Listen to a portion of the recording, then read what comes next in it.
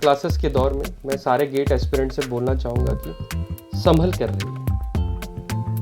आप अगर gate mentor की नाव में सवार हैं तो अपने कैप्टन पे भरोसा रखिए, क्योंकि उन्होंने मुझ जैसे बहुतों को पार लगाया, अपनी डेस्टिनेशन पे पहुंचाया।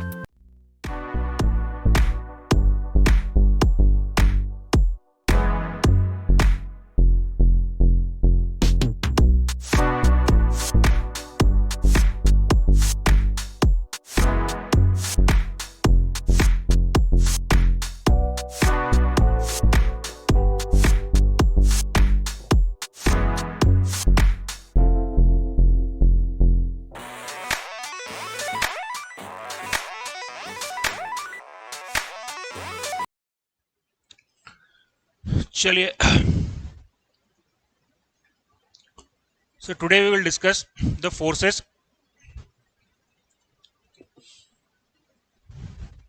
rectangular container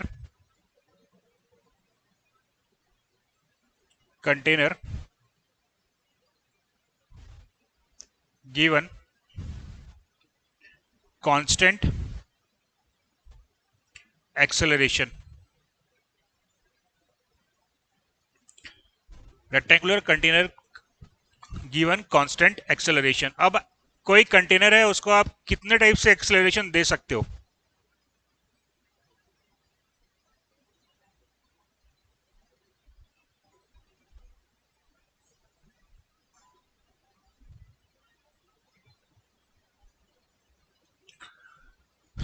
या तो आप उसको हॉरिजॉन्टल प्लेन पे एक्सेलरेट कर सकते हो, या आप अगेंस्ट द ग्रेविटी उसको एक्सेलरेट कर सकते हो।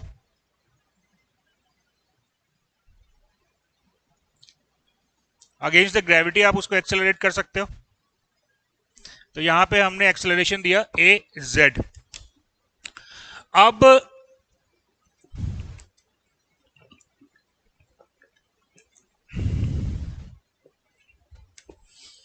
एक्सेलरेशन अगर हमने वर्टिकल डायरेक्शन में दिया है तो इसका इफेक्ट क्या पड़ेगा?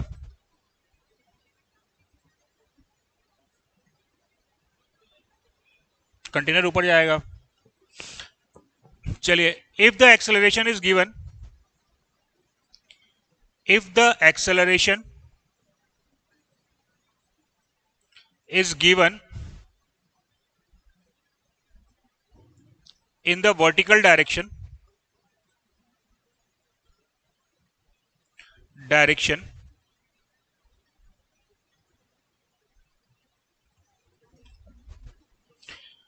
az एक्सेलरेशन हमने दिया है वर्टिकल डायरेक्शन में, g की जगह पे हम यूज करेंगे g effective, and g effective is nothing but g plus minus A Z.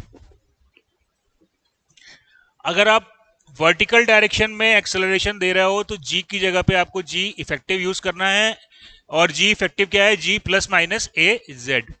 Plus A Z रखेंगे कब? when upward acceleration is given,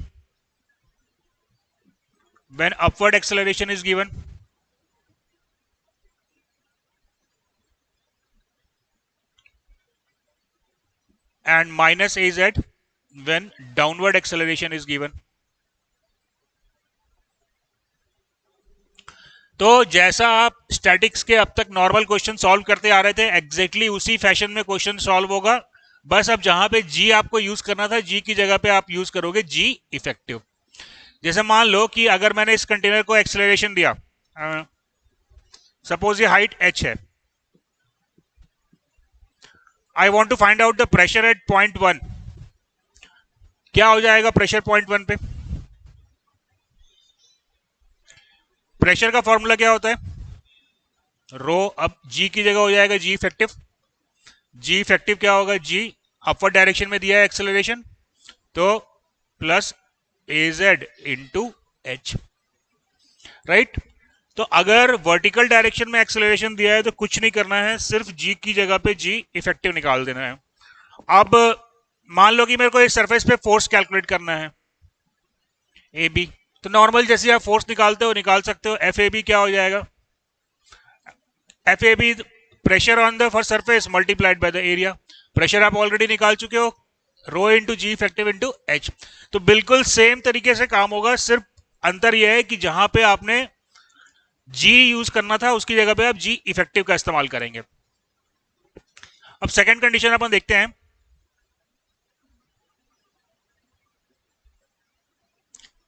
when acceleration in horizontal direction is given, horizontal direction is given,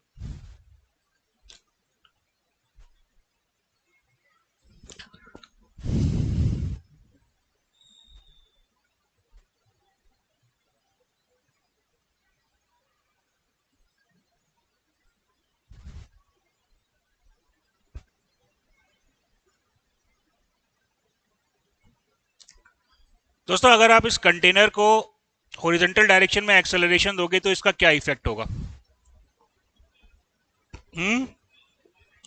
इसका जो surface था वो surface अब inclined हो जाएगा, ये सरफेस जो है वो थीटा डिग्री से इंक्लाइंट हो जाएगा,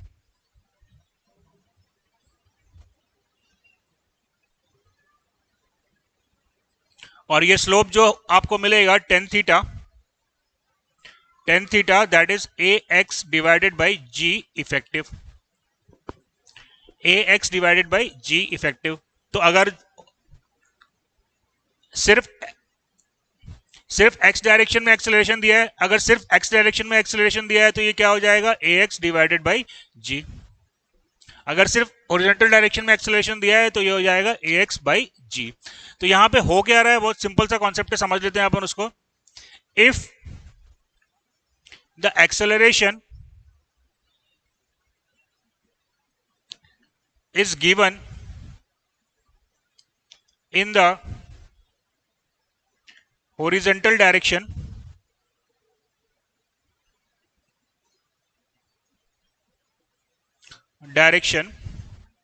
isobaric surface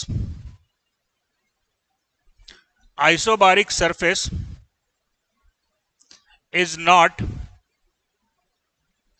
a horizontal surface.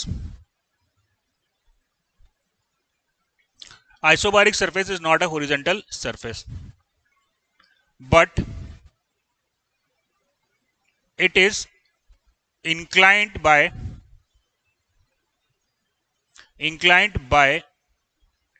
10 theta equals to ax divided by g effective, ax by g effective।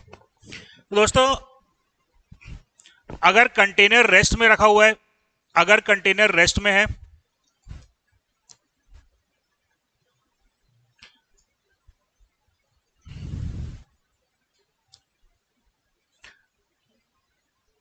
अभी एक कंटेनर है, ये रेस्ट में रखा हुआ है, तो कौन से पॉइंट पे प्रेशर ज्यादा होगा, पॉइंट 1 पे या पॉइंट 2 पे? दोनों पॉइंट पे प्रेशर मेरे को P1 और P2 इक्वल मिलेगा। अब अगर मान लो मैं इसको एक्सेलरेशन दे देता हूं AX का, राइट, इस डायरेक्शन में मैंने एक्सेलरेशन दिया, तो अब क्या होगा, इसका फ्री सरफेस जो है वो अब टिल्ट हो गया।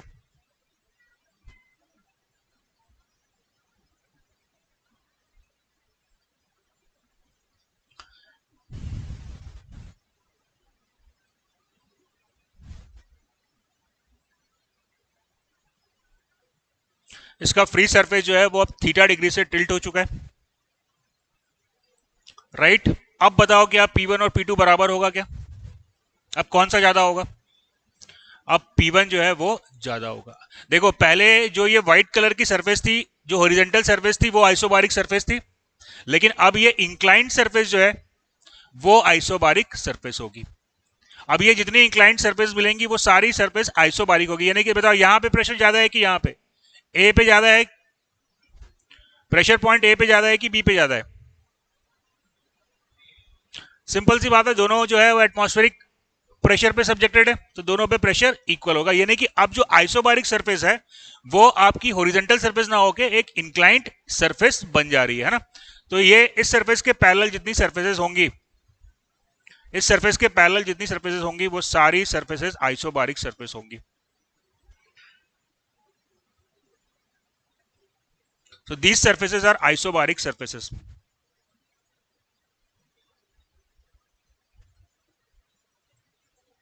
These surfaces are isobaric surfaces. चलिए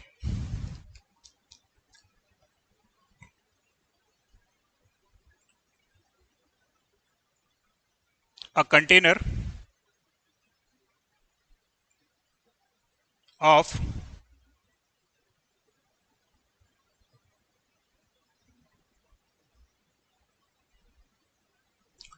cross section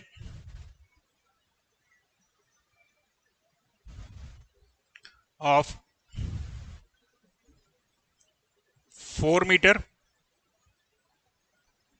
into 5 meter and height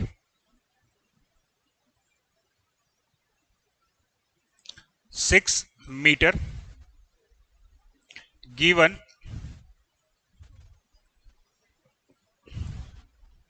a horizontal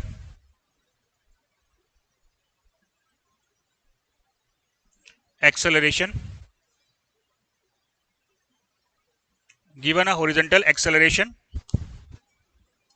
it contains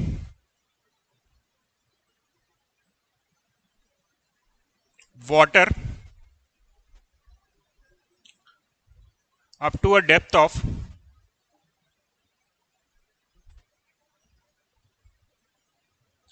3 meter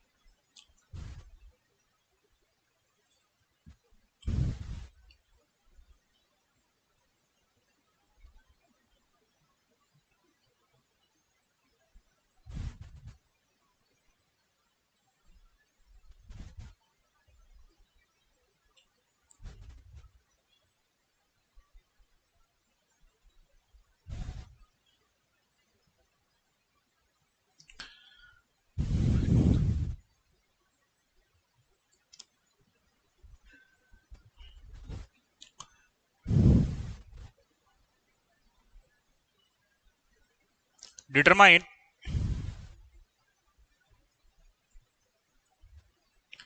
first minimum and maximum pressure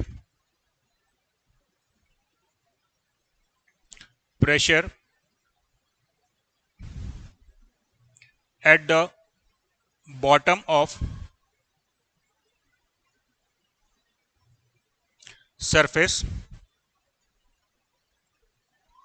if given acceleration ration is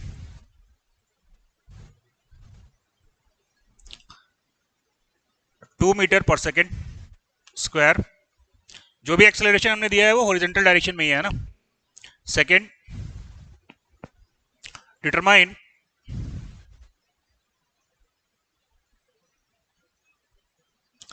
the maximum acceleration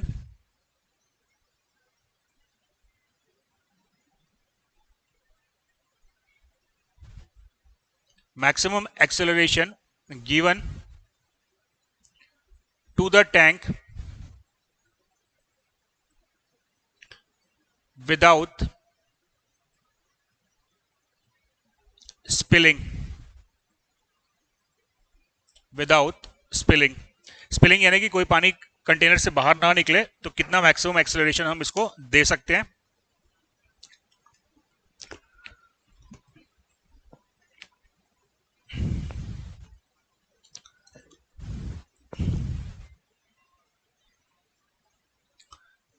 determine the amount of water spilled from the tank if acceleration is 20% more than maximum acceleration. Maximum acceleration.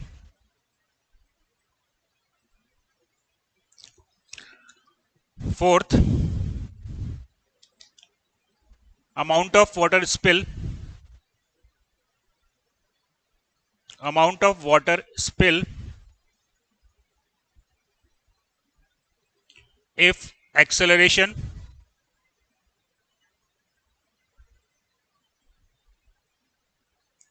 is 4 times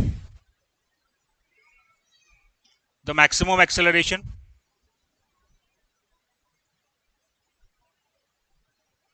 Acceleration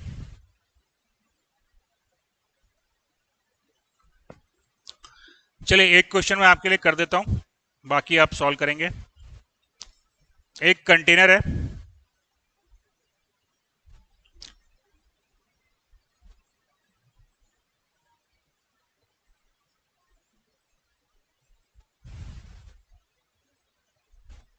इसको आपने acceleration दिया, first part में कितना acceleration दिया? हाँ, 2 metre पर second square का आपने एक्सेलरेशन दिया, करेक्ट है। अब आपको क्या बोल रहा है कि बॉटम सरफेस पे मैक्सिमम और मिनिमम प्रेशर निकालना है। तो पहला काम मेरे को क्या करना है कि जब मैं इसको एक्सेलरेशन दूंगा तो क्या होगा?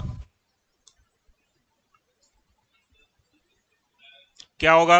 ये सरफेस जो है वो इंक्लाइंट हो जाएगी। सबसे पहले अपन क्या करते हैं, ये एंगल ऑफ इंक्लिनेशन थीटा निकाल लेते हैं, राइट।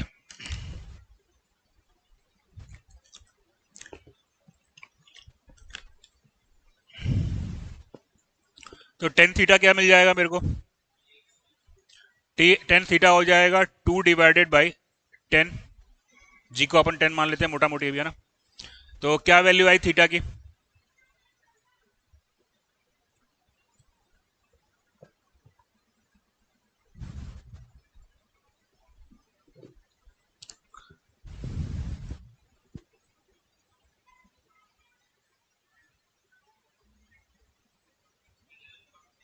कितना आया?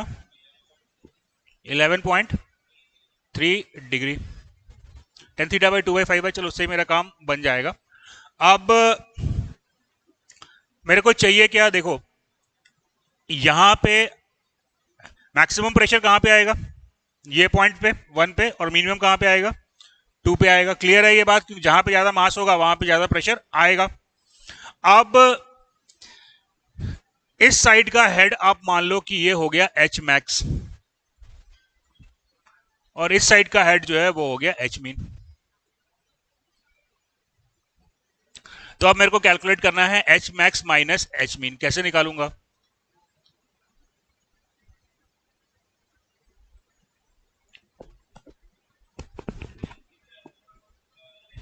हाँ, तो टेन थीटा है मेरे पास में, टेन थीटा है 2/10, और ये लेंथ में निकाल सकता हूं, H max minus H mean divided by L. L कितना दिया हुआ है? एल जो है वो 5 मीटर है, डिवाइडेड बाय 5, राइट। तो यहां से मेरे को मिल गया H max minus H mean equals to 1 metre. तो अभी आपके पास में दो अननोन है, एच मैक्स और एच मीन, राइट। अब एच मैक्स और एच मीन दो अननोन है और इक्वेशन अभी मेरे पास में एक ही आई थी। सेकंड इक्वेशन कहां से आएगी? सेकंड इक्वेशन कहां से आएगी बताता हूं। अब दो कंडीशन हो सकती है, there is no spilling, there is no spilling. एक कंडीशन हो सकता है कि कोई स्पिलिंग ना हो। स्पिलिंग नहीं होगी, स्पिलिंग अगर नहीं होगी तो जितना एरिया यहां प्लस हुआ है उतना एरिया यहां माइनस होगा। करेक्ट है? तो इनिशियल हाइट में मान लेता हूं कि h थी, राइट? तो अगर कोई स्पिलिंग नहीं हो रही है, अगर कोई स्पिलिंग नहीं हो रही है तो मेरे पास में क्या रिलेशन आएगा? H max minus H equals to H minus H mean, right? तो यहां से मेरे को मिल गया H max plus H mean equals to 2 times H, right? तो H max plus H mean आपको मिल गया, कितना आ गया? एच मैक्स 6 मीटर हो जाएगा, राइट? चलिए,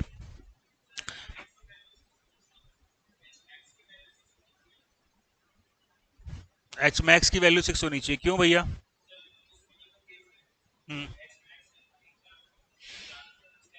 ज्यादा से ज्यादा 6 तक जा सकता है, तो 6 तक गया है क्या अभी? 6 तक गया है क्या अभी? 6 तक जा सकता है ज्यादा से ज्यादा, राइट? नो स्पिलिंग का जो कंडीशन होगा वहां पे मेरे को मिलेगा जितना यहां पे राइज हुआ उतना यहां पे फॉल होगा। तो H max minus H equals to H mean, sorry H minus H mean होगा, right? That is the condition of no spilling, right? तो यहां से मेरे को मिला H max plus H mean equal to 6, और दूसरी रिलेशन मेरे पास में क्या थी? H max minus H mean equals to 1. By solving this equation, I got the value of h max equal to 3.5 meter and h mean equal to 1 meter. Sorry, 2.5 metre, 2.5 metre. चलो बेटा, अब ये h max और h mean निकल गया तो मैं pressure निकाल सकता हूं। मिनिमम प्रेशर P2 क्या हो जाएगा? Rho G H mean, maximum pressure rho G H max. यहां पे आपको जो हिंट है आगे के क्वेश्चन के लिए वो ये कि if there is no spilling, if there is no spilling, I will get h mean, sorry, no spilling अगर होगा तो मेरे को रिलेशन मिलेगा h max plus h mean equals to 2h। No spilling के कंडीशन में हमको मिलेगा h max plus h mean equal to 2h। लेकिन अगर स्पिलिंग हो रहा होगा तो, क्योंकि ये जो है मैंने रिलेशन निकाली है वो कैसे निकाली है? ये मानते हुए कि कोई स्पिलिंग नहीं हो रही, यानी कि जो वॉल्यूम है वो अनचेंज्ड होना चाहिए। अगर स्पिलिंग होगी तो क्या होगा? क्या हो जाएगा? एक तरह का वॉल्यूम डिक्रीज हो जाएगा। तो इक्वेशन क्या आएगी? इक्वेशन क्या आएगी? स्पिलिंग कब होगा? जब तुम एक्सीलरेशन को बढ़ाओगे, एक्सीलरेशन को बढ़ाओगे तो स्लोप बढ़ेगा, स्लोप बढ़ेगा तो ये वाली लाइन जो है, ये वाली लाइन जो है वो ये पॉइंट से ऊपर जाती जाएगी, और एक टाइम ऐसा होगा कि, एक टाइम ऐसा आएगा कि ये लाइन जो है वो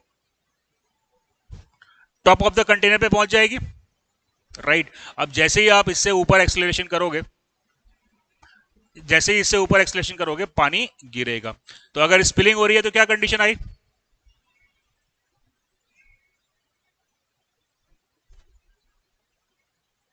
क्या कंडीशन आई अगर स्पिलिंग हो रही है तो? अरे नहीं रे भैया, H max equal to height of the container, Z H, that is the height of, जब height of Z H max जब हाइट ऑफ कंटेनर के बराबर हो जाएगा, उसके बाद जब आप स्पीड बढ़ाओगे तो फिर पानी कंटेनर से बाहर जाएगा। तो स्पिलिंग के कंडीशन में क्या हो गया? Z H equal to the height of container, right? चलिए बाकी क्वेश्चन सॉल्व करिए।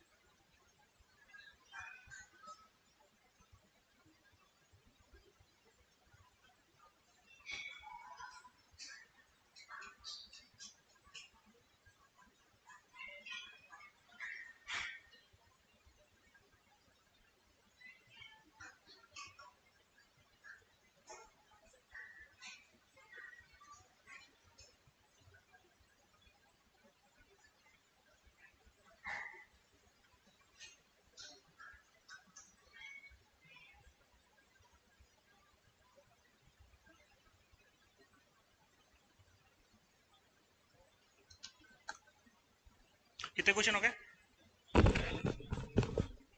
तीनों बन गए बच्चे, चलो ठीक है, वेरी गुड। देख लेते हैं। सेकंड क्वेश्चन में तुमको निकालना था एक्सेलरेशन जिसपे कि मैक्सिमम एक्सेलरेशन जिसपे कि स्पिलिंग ना हो।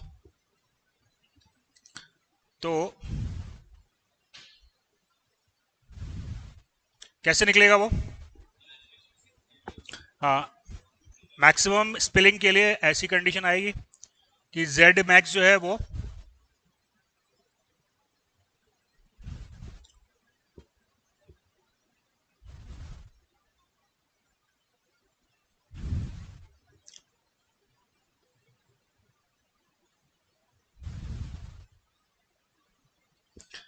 अभी नो स्पिलिंग हो रही है, नो स्पिलिंग हो रही है, इसका मतलब h max plus H mean equals to 2h होगा, राइट? और अभी वर्ज ऑफ स्पिलिंग है, इसका मतलब क्या होगा? H max equal to height of container कितना दिया हुआ है? तो एच मैक्स आ गया 6 मीटर, तो एच मीन आ गया 0, राइट? तो अब आपके पास में रिलेशन है tan theta equals to H max minus H mean divided by length 5। तो यहां से मेरे को मिल गया थीटा कितना आया? हाँ, 50.19 डिग्री, सॉरी थीटा निकला ना, थीटा इक्वल टू, थीटा निकालने की जरूरत नहीं थी वैसे। हाँ, थीटा निकालने की जरूरत नहीं है ना, तो उसको डायरेक्टली ये लिख दो ना, एक्स बाई जी, तो डायरेक्टली तुम्हारा एक्सलेशन आ जाएगा। हाँ, ए एक्स आया 11.77 मीटर स्क्वायर पर सेकेंड। सॉरी, अब थर्ड पार्ट में इस एक्सेलरेशन को मेरे को कितना बढ़ाना है? हाँ, तो नया एक्सेलरेशन क्या हो गया? A X equals to 1.2 times of 11.77, so that is 14.126 metre पर second square. So 10 theta, 10 theta निकालने की जरूरत नहीं है, आप डायरेक्टली कर सकते हो। A X by G equals to H max minus H mean by 5, correct है। अब H max minus H mean कितना आया?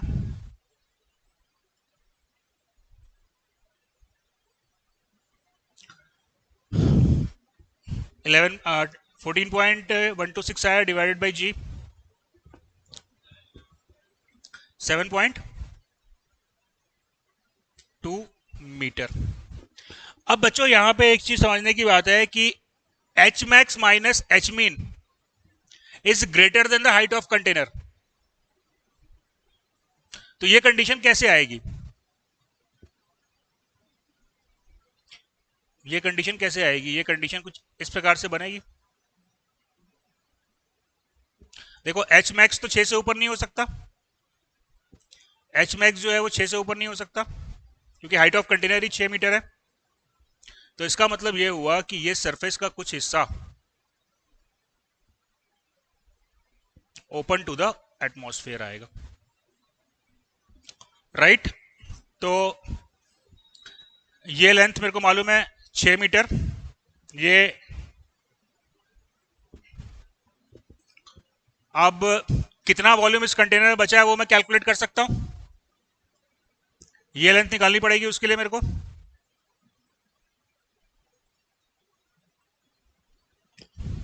तो यहां पे हम सिमिलर ट्रायंगल से यूज कर सकते हैं H max minus H mean. क्या पता है?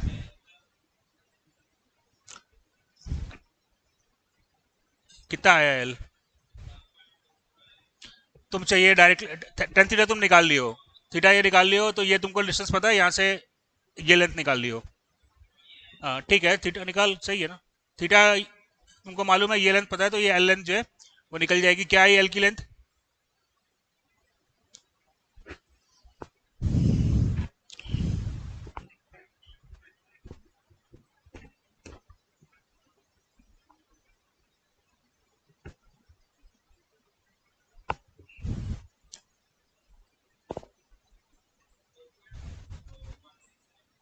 4.167 मीटर। 4.167 मीटर आया। तो अब जो वॉल्यूम आपका रिमेन रह गया, वॉल्यूम जो कंटेनर में रिमेन रह गया वो कितना आया?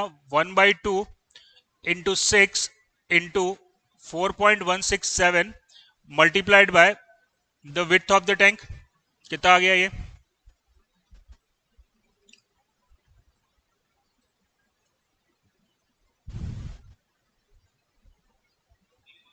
कितना? 15 50.004 मीटर क्यूब। इतना वॉल्यूम अभी टैंक में है। और इनिशियली कितना वॉल्यूम था? इनिशियली आपके पास में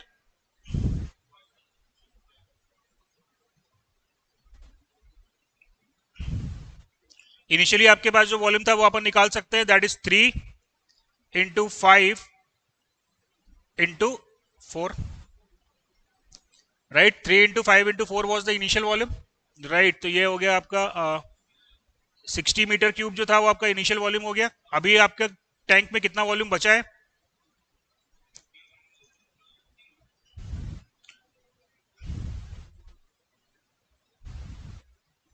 Volume, initial volume was 60, volume remain is 50, so the volume spill is 60 minus 50, so that is equal to 10 meter cube. 10 meter cube is the volume that is spilled out of the tank, right. अब ये next question भी same ही बन जाएगा, फिर इसमें कुछ variation नहीं आएगा। वो सेम ही क्वेश्चन बन जाएगा, उसमें कोई वेरिएशन नहीं आएगा। चलिए यहाँ पे एक क्वेश्चन और ऐड करिए।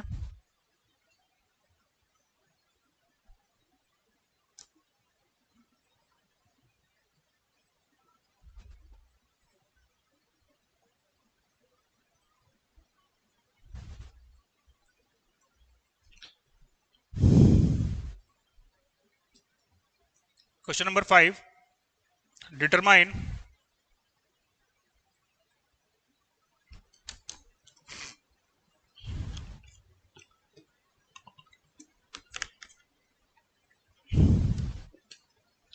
इसको determine the hydrostatic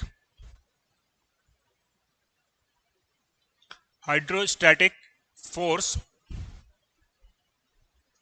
on the bottom surface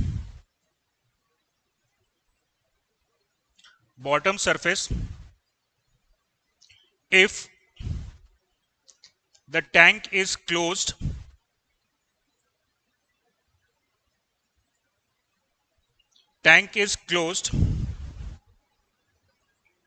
and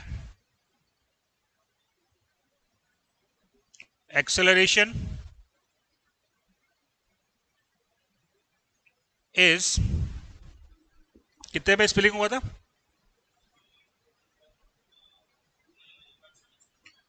Acceleration is 15 meter per second square.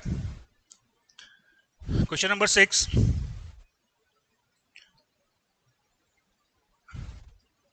A tank with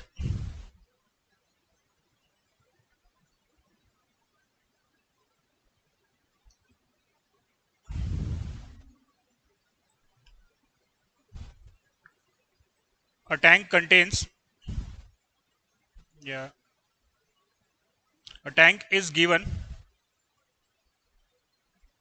an acceleration of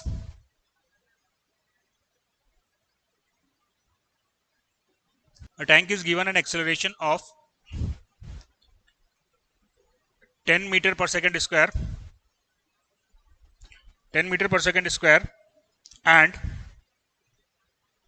contain water up to a depth of 4 meter. Determine the volume spill. Determine the volume spill. तो अभी जो discuss किया है वो clear है? चलो ठीक है, फिर कल ये क्वेश्चन को करके लेना, और बाकी जो डाउट्स हैं तुम्हारे, जो क्लास के क्वेश्चंस के डाउट हैं, वो क्लास में एक बार रिमाइंड करवा देना, तो फिर जब बच्चे रहेंगे तो अपन उसको डिस्कस कर लेंगे.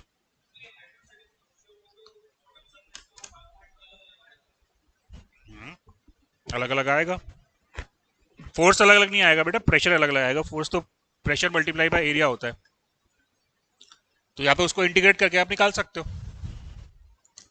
ठीक है, चलो ठीक है, फिर कल डिस्कस करते हैं.